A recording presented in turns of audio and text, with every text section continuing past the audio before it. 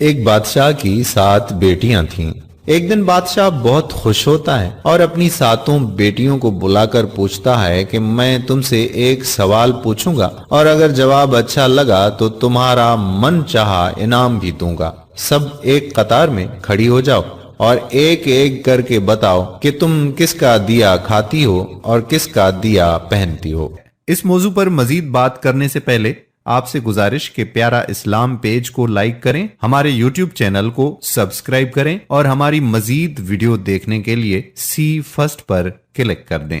7 میں سے 6 بیٹیوں نے کہا کہ ابا حضور آپ کا دیا کھاتے ہیں اور آپ کا دیا پہنتے ہیں، آپ ہی کی وجہ سے ہماری یہ شان و شوکت ہے۔ یہ سن کر بادشاہ بہت خوش ہوا اور سب کو اس کی من پسند چیز دے دی۔ جب سب سے چھوٹی بیٹی کی باری آئی تو اس نے کہا کہ میں اللہ کا دیا کھاتی ہوں اور اپنی قسمت کا پہنتی ہوں اور یہ میرا نصیب ہے۔ بادشاہ یہ سنتے ہی آگ بگولا ہو گیا اور کہنے لگا کہ اے کمبخت، تو نے میری ناشکری کی ہے، تجھے اس کی سزا ضرور ملے گی۔ شہزادی نے کہا جو حکم ابا حضور۔ بادشاہ نے سپاہیوں کو حکم دیا کہ جاؤ اسے جنگل میں چھوڑاؤ، میں بھی دیکھوں کہ یہ میرے بغیر کیسے اللہ کا دیا کھاتی ہے اور اپنے نصیب کا پہنتی ہے۔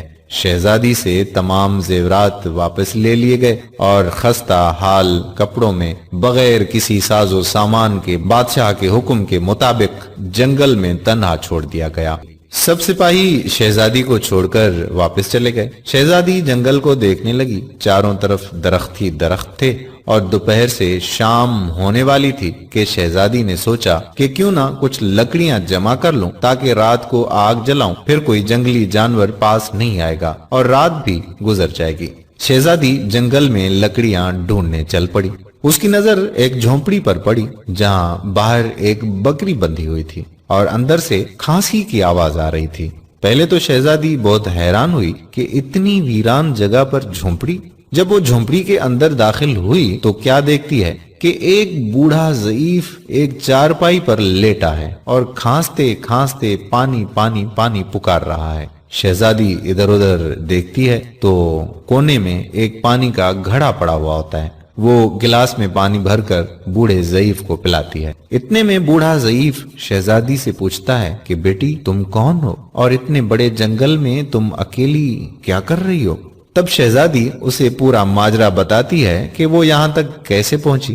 بوڑھا ضعیف اسے جھونپڑی میں ہی رہنے کا بولتا ہے اور کہتا ہے کہ میں شہر میں کام کرتا ہوں، صبح شہر چلا جاؤں گا اور 8 دن کے بعد آؤں گا، تم یہیں رہو اور جھونپڑی میں کھانے کا سامان ہے اور ندی پاس ہی ہے، تم وہاں سے گھڑا بھر لیا کرنا۔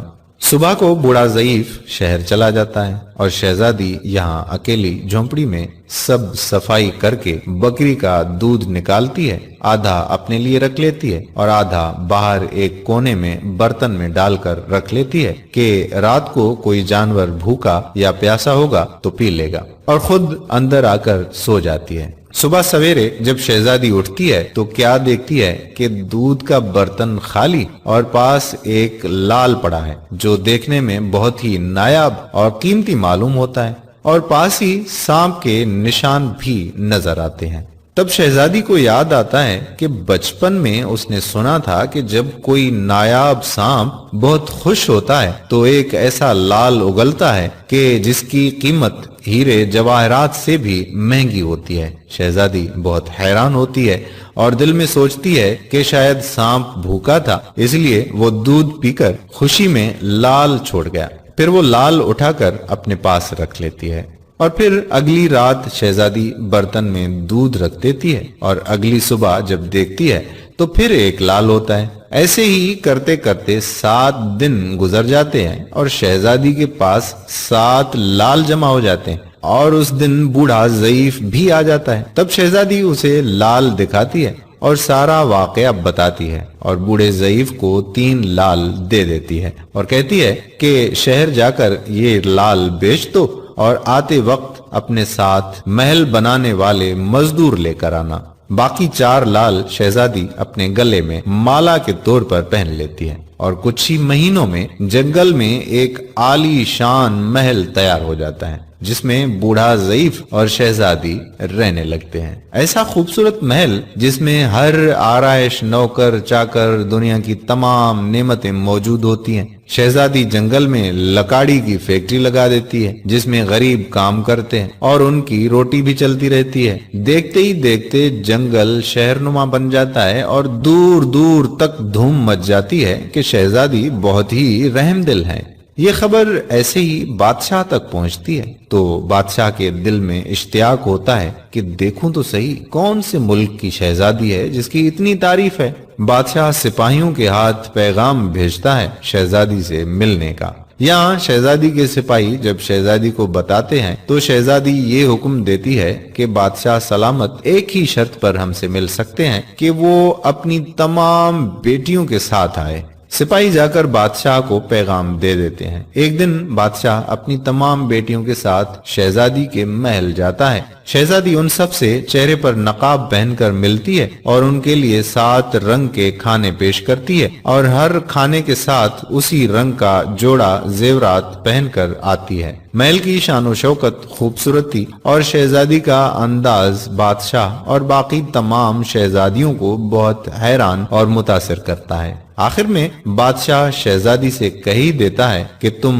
मेरी बेटी की जगह पर हो और मैं भी तुम्हारे कहने पर अपनी तमाम बेटियों के साथ आया हूँ, फिर हमसे ये पर्दा किस लिए? बहुत इसरार पर शहजादी कहती है कि ठीक है, मैं तैयार होकर आती हूँ। सब शहजादियां आपस में सरगोशी करने लगती हैं कि इतनी तो तैयार है, इतने महंगे जेवरात पहने हुए हैं, अब और कितना तैयार होकर आएगी। इतने में क्या देखते हैं कि दूर से एक खस्ता हाल कपड़ों में कोई आ रहा है और गौर करने पर बादशाह को याद आता है कि ये अभी तक जिंदा है।